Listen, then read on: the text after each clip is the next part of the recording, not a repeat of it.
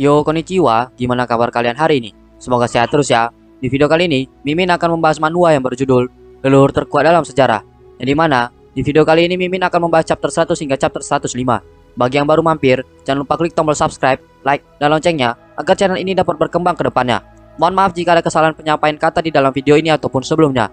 Tanpa basa-basi lagi, langsung simak saja videonya. Mantau, yang memberikan pukulan ke senjatanya itu bertujuan untuk memperkuat serangan senjatanya kepada Changsuan. Akan tetapi, hal yang dilakukan oleh Mantau itu sia-sia.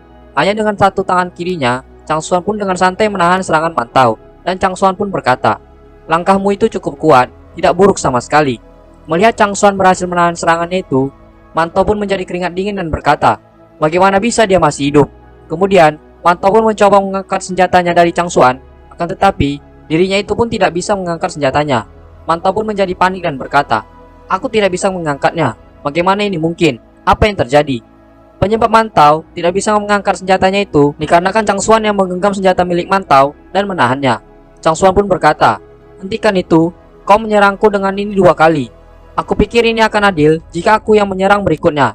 Setelah mengatakan itu, Changsuan pun mengangkat senjata milik Mantau dan menghantamkannya ke tanah. Sehingga Mantau yang masih memegang gagang senjatanya itu pun ikut terhantam ke tanah dengan sangat kuat. Changsuan pun melakukan hal itu terus-menerus, sehingga bagian dari senjata Mantau itu pun menjadi hancur. Menyadari hal itu, Changsuan pun melempar potongan dari senjata Mantau itu dan berkata, "Senjata ini telah selesai, karena aku baru saja terlalu bersemangat dan itu tiba-tiba rusak." Mantau yang terbaring terus-menerus tadi pun sampai-sampai tertimpa oleh bongkahan tanah. Kemudian, Mantau yang kesal itu pun keluar dari bongkahan tanah itu dan berkata kepada Changsuan, "Dasar sialan kau, coba dan bunuh aku, dan jika kau berhasil, tubuhku akan menjadi milikmu." Mendengar perkataan Mantau, Changsuan pun menggelengkan kepalanya sambil berkata, "Tidak perlu, fisikmu memang mengesankan, tapi bukan seperti yang kuinginkan. Jadi pria besar, waktunya mengakhiri ini." Setelah mengatakan itu, Changsuan pun melompat ke arah tubuh Mantau dan memegang kepalanya. Kemudian, Changsuan pun membanting kepala Mantau ke tanah dengan sangat kuat. Mantau yang dibanting oleh Changsuan itu pun terengah-engah dan tidak dapat bergerak lagi. Lalu, Changsuan yang melihat tubuh Mantau itu pun berkata, "Tubuh fisik ini memang mengesankan, masih utuh sampai sekarang, dan kekuatan pertahanannya sebanding dengan kaisar. Sayang sekali, kau memiliki tubuh seperti itu, tetapi tidak memiliki kekuatan." Mendengar perkataan Changsuan, Mantau pun berkata, "Karena kau telah menang, jika kau ingin membunuhku, kau harus bergegas dan melakukan itu secepatnya." Mendengar perkataan Mantau, Changsuan pun berkata, Tidak, aku bukan orang yang haus darah. Aku tidak ingin melihat satu membunuh yang lain. Meskipun itu, selama kau bisa menjawab pertanyaanku." Kemudian, Changsuan pun bertanya kepada Mantau, "Di mana letak istana dinasti Barbarian?" Lalu, Li Suming yang menyaksikan pertarungan itu dari kejauhan pun berkata, "Kepala kesatuan suku belaka itu begitu kuat. Bahkan di alam atas, orang seperti ini bisa menjadi kepala koloni. Tapi, ada juga orang yang dapat dengan mudah mengalahkan keberadaan yang begitu dominan seperti itu. Negara Barbarian ini tidak biasa." Setelah mengatakan itu, Li Suming pun mencoba menggunakan kekuatannya untuk memeriksa asal-usul Changsuan. Akan tetapi, Li Suming pun tidak dapat memeriksanya. Menyadari hal itu, Li Suming pun terkejut dan berkata, "Orang ini, aku tidak bisa mengetahui asal-usulnya. Anehnya, aku tidak bisa menempatkannya."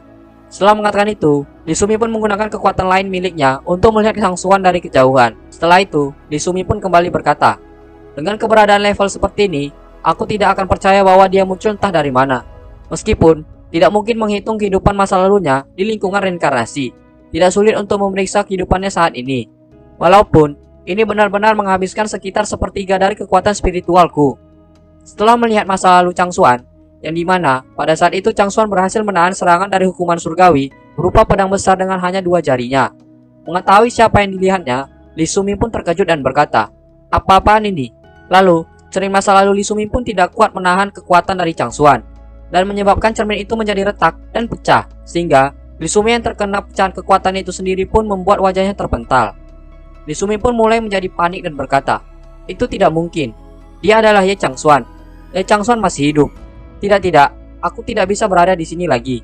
Aku harus memberitahu orang lain tentang hal ini. Ye Changsuan yang menekan surga selama lebih dari 1000 tahun masih hidup, dan dia tidak boleh diizinkan pergi ke alam atas untuk terus menekan surga. Kita harus membunuhnya sekarang sebelum kekuatannya pulih sepenuhnya." Setelah mengatakan itu, Li Suming pun membuka portal teleportasi dan pergi meninggalkan tempat itu sambil berkata, "Jika tidak ada kesempatan bagiku untuk bangkit. Dia harus mati dia harus dibunuh. Chang Xuan yang menyadari dirinya diawasi orang lain itu pun melihat ke arah langit. Melihat portal yang sudah tertutup, Chang Xuan pun berkata, "Keberadaan kita telah dibongkar, tapi itu tidak masalah lagi. Para kenalan lama yang tidak terlalu mengenalku berani turun untuk melihatku secara langsung." Setelah mengatakan itu, Chang Xuan pun mengajak rekan-rekannya untuk pergi meninggalkan tempat itu dengan berkata, "Ayo pergi, istana dinasti Barbarian masih jauh dari sini." Kemudian di sisi lain, di dalam dinasti Barbarian, salah satu Barbarian pun memberikan laporan kepada Raja Barbarian bahwa Mantau telah dikalahkan. Mendengar informasi itu, Raja Barbarian itu pun menjadi kesal dan berkata, "Dia kalah, aku tidak membutuhkan pecundang di sekitarku." Mendengar perkataan Raja Barbarian, bawaan Barbarian itu pun berkata, "Saya mengerti, kalau begitu saya yang akan pergi." Mendengar perkataan itu, Raja Barbarian itu pun mengizinkan Barbarian itu untuk pergi. Melihat bawaan Barbariannya itu pergi, Raja Barbarian itu pun berkata, "Ini menarik. Aku tidak berpikir bahwa ini adalah keberadaan sebelumnya yang menekan seluruh negara Barbarian. Jika dia bahkan tidak dapat menghancurkan tubuh Mansi, maka itu pasti bukan dia. Namun, jika kekuatannya mumpuni, apakah ia bisa mumpuni dalam aspek lain? Lebih baik tidak langsung mengambil kesimpulan. Aku bisa sangat kecewa." Kemudian, Raja Barbarian itu pun bangkit dari duduknya dan kembali berkata, "Aku hanya selangkah lagi dari melanggar batas. Aku berharap untuk melawannya. Mungkin hanya itu yang aku butuhkan. Biarkan aku melangkah keluar dengan mengalahkanmu." Di sisi lain, di alam iblis, Liu Sumi yang selamat dari keberadaan Chang Xuan itu pun merasa lega. Akan tetapi, karena kekuatan sebelumnya, Liu Sumi pun sampai batuk mengeluarkan darah. Liu Sumi pun berkata, "Tenang, aku tidak apa-apa. Aku kembali dalam keadaan hidup. Jika dia bisa membuat ranah samsaraku hancur secara langsung setelah mengamatinya dari jauh sekali, dengan kekuatan seperti ini, dia pasti ya Chang Xuan. Tapi, dia tidak menghentikanku untuk kembali ke alam atas. Mungkinkah tingkat kekuatannya saat ini tidak seperti dulu? Ini bagus. Ini berarti posisi teratas di peringkat Tongtian akhirnya dikosongkan." Kemudian, Yusumi pun mengeluarkan sebuah benda dari kantongnya dan mengangkatnya ke atas sambil berkata, "Karena dia sudah mati sekali, ayo bunuh dia lagi. Giliran orang lain untuk mengambil posisi Raja Alam Atas." Setelah mengatakan itu, Yusumi pun menggunakan benda yang dipegangnya tadi, dan benda itu pun memberitahuan kepada orang-orang yang berada di alam atas bahwa Chang Xuan masih hidup. Di sisi lain, di alam Dewa Iblis, Qi Zhanghuang yang mendengar kabar bahwa Chang Xuan masih hidup itu pun tersenyum lebar dan berkata, "Bagaimana bisa dia masih hidup? Namun, kekuatannya bukan apa-apa sekarang. Aku akan menghabisinya dengan tanganku sendiri." Setelah mengatakan itu, Qi Zhanghuang pun pergi meninggalkan gua tempat dia berada. Di sisi lain, di Sanktuari batas atas, Yi Qinghan pun juga mendapatkan pesan dari Liu Suming yang berkata, Chang Xuan masih hidup, dia sekarang berada di Barbaria. Tapi saat ini, kekuatannya hilang." Mendengar kabar itu, Yi Qinghan pun menangis terharu dan berkata, "Aku tahu, kau pasti masih hidup. Aku bisa merasakannya." Kemudian, Yi Qinghan yang menyadari keanehan dari pesan itu pun berkata, "Tunggu, apa benar kekuatan Chang Xuan sudah tidak ada lagi? Ini tidak bagus. Berita ini, aku khawatir orang-orang di beberapa domain lain juga mengetahuinya. Mereka tidak akan membiarkan kesempatan seperti ini sia-sia. Aku harus membantunya." Setelah mengatakan itu, Yi Qinghan pun bergerak untuk membantu Chang Xuan. Namun, baru beberapa langkah berjalan, Yi Qinghan pun berhenti bergerak. Yi Qinghan pun berkata dengan nada kesal, "Tidak mungkin, tempat suci harus dikendalikan olehku. Jika tidak, jalan iblis dari luar wilayah tidak dapat ditekan. Tapi, aku bisa pergi jika terjadi kecelakaan atau keadaan darurat. Aku tidak pergi pada hari melintas bencana juga. Mungkinkah kali ini, aku harus menonton semua ini dengan mata tak berdaya lagi?" Setelah mengatakan itu, Yi Qinghan pun terdiam memikirkan sesuatu. Setelah memikirkan dengan matang, Yi Qinghan pun berkata kembali, "Aku tidak peduli, tidak ada yang bisa menghentikanku untuk melihat Chang Xuan." Yi Qinghan pun pergi meninggalkan tempatnya itu sambil berkata, "Chang Xuan, tunggu aku datang untukmu." Lalu di sisi lain, di alam petir, sang iblis petir yang mendengar kabar Chang Xuan masih hidup pun menjadi semangat dan berkata, "Chang Xuan, aku tahu kau pasti masih hidup. Satu-satunya yang bisa membunuhmu adalah aku." Setelah mengatakan itu, sang iblis petir yang bersemangat itu pun mengeluarkan aura petir dari dalam tubuhnya. Lalu, kembali ke Barbaria, Chang Xuan yang sedang berjalan menuju dinasti Barbarian itu pun tiba-tiba dihadang oleh sebuah angin topan yang sangat besar. Melihat hal itu, Chang Xuan pun berkata, "Langsung keluar saja, kenapa kau menyembunyikan kepalamu dan menunjukkan ekormu?" Akan tetapi, angin topan itu pun tidak menanggapi perkataan Chang Xuan. Melihat hal itu, Chang Xuan pun mengeluarkan tinjunya ke arah angin topan itu sambil berkata, "Apa menurutmu, kau bisa menyakitiku dengan trik konyol seperti itu?" Tinju Chang Xuan itu pun berhasil melenyapkan angin topan yang ada di depannya itu dengan sekejap mata. Kemudian, dari balik angin topan itu pun muncul seorang Barbarian. Melihat itu, Chang Xuan pun berkata, "Satu lagi dari 8 Hercules, Barbarian yang membuat ulah itu adalah salah satu dari 8 Hercules, Maniakal. Maniakal yang kekuatannya itu dihancurkan dengan mudah oleh Chang Xuan pun berkata, metodenya benar-benar tidak buruk. Tidak heran dia bisa mengalahkan Mantau. Namun, Mantau hanyalah yang terlemah dari 8 Hercules kami. Jangan berpikir bahwa jika kau mengalahkan Mantau, kau dapat mendominasi negara Barbarian. Mendengar perkataan itu, Chang Xuan pun berkata di dalam hati, apakah Mantau hanya yang terlemah darimu? Siapa di antara kalian yang terkuat? Aku penasaran ingin tahu sejauh mana perkembangan tubuh fisiknya. Dan juga, sejauh mana tubuh fisik yang terkuat kedua berkembang. Maniakal pun kembali berkata, dengarkan penyusup, demi kekuatanmu yang diperoleh dengan susah payah, aku bersedia memberi kau kesempatan. Jika kau tidak ingin mati, jadilah adikku. Karena kau bisa mengalahkan Mantau, kau pasti memiliki kualifikasi. Aku yang akan menangani dengan kaisarku, dan siapa tahu, mungkin kau akan berhasil mengganti Mantau sebagai salah satu dari 8 orang besar.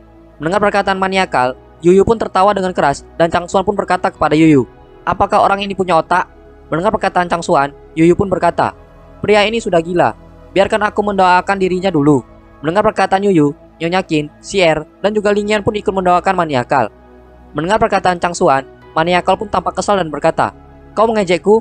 Tiba-tiba, Maniakal pun bergerak dengan cepat ke arah belakang Chang Xuan dan melancarkan serangan pedangnya. Menyadari hal itu, Chang Xuan pun dengan santainya menghindari tebasan dari Maniakal dan membalas serangannya itu dengan melancarkan tinjunya ke arah Maniakal. Maniakal yang terkena tinju Chang Xuan itu pun terpental jauh sehingga batu yang menahan tubuh Maniakal itu pun sampai retak. Lalu, Chang Xuan pun berkata kepada Maniakal, yah, saat ini kau malah terjebak di dinding dan kau bahkan tidak bisa menyentuhku. Aku khawatir kekuatanmu tidak sebaik Mantau dan kau berani menawarkanku menjadi adik laki-lakimu.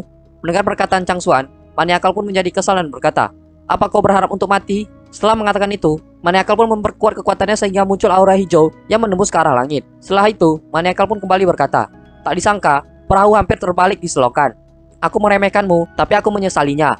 Betapa kau akan menyesali ini. Bahkan, kau tidak memanfaatkan kemenangan tadi untuk mengejarku dan membunuhku. Karena sekarang, saatnya kau mati. Mendengar perkataan itu, Chang Xuan pun tersenyum lebar dan berkata, hanya itu, kenapa kau tidak menunjukkannya saja kepadaku? Kemudian, Maniakal pun memasang kuda-kuda menyerangnya. Setelah itu, Maniakal pun bergerak dengan cepat ke arah Chang Xuan untuk melancarkan serangannya. Melihat hal itu, Chang Xuan pun dengan santai berkata, oh, benarkah? Maniakal pun menebas tubuh Chang Xuan dengan sangat cepat. Akan tetapi, Chang Xuan pun menghindari serangan cepat itu dengan santainya, sehingga Maniakal pun tampak kebingungan dan berkata, dia menghilang, bagaimana itu bisa terjadi? Lalu, Chang Xuan yang sudah berada di belakang Maniakal itu pun memegang punggungnya dan bertanya kepada Maniakal, apa kau membelah angin? Melihat keberadaan Chang Xuan, Maniakal pun dengan cepat langsung menjaga jarak dari Chang Xuan. Maniakal pun berkata, bagaimana? Bagaimana mungkin ini terjadi? Apa kecepatannya lebih cepat dariku? Nah, sampai di sini saja pembahasan di video kali ini. Sampai jumpa di video selanjutnya. And see you.